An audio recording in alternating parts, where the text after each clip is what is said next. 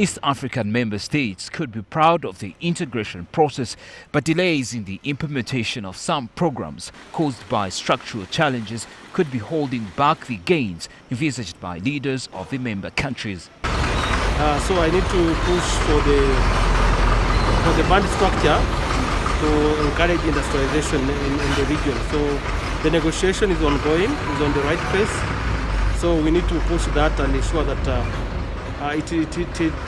the structure that are being proposed and negotiated at all partner states does really support the industrialization. So I'm happy that other issues we discussed, a number of them have been addressed.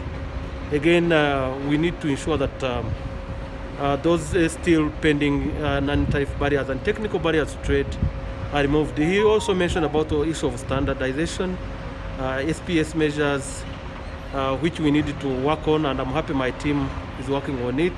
Glaring non-tariff barriers, despite protocols and agreements on paper now being reported by some local manufacturers protesting the blockade imposed on their exports. Is that our vehicles have been held at the border for the last 12 days.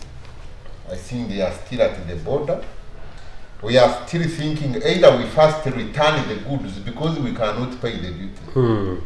That one we cannot, yes, because we have clear justification of why we cannot pay the duty, yes, on those products. Yes. As we import the raw materials, we convert this petroleum jelly from here, but Tanzania is adamant that because they are seeing herbal jelly, they think the jelly we import is used in herbal.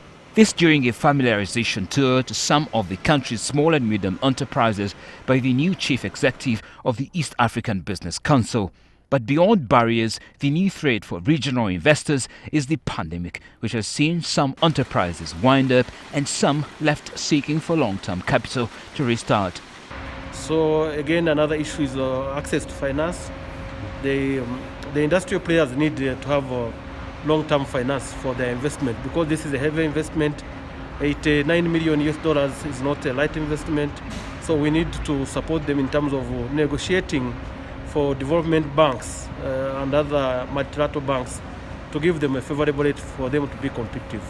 Despite existing bottlenecks, the simplified procedures for authorized economic operators has, according to officials, had tremendous effect with regard to reducing the cost associated with the movement and clearance of goods.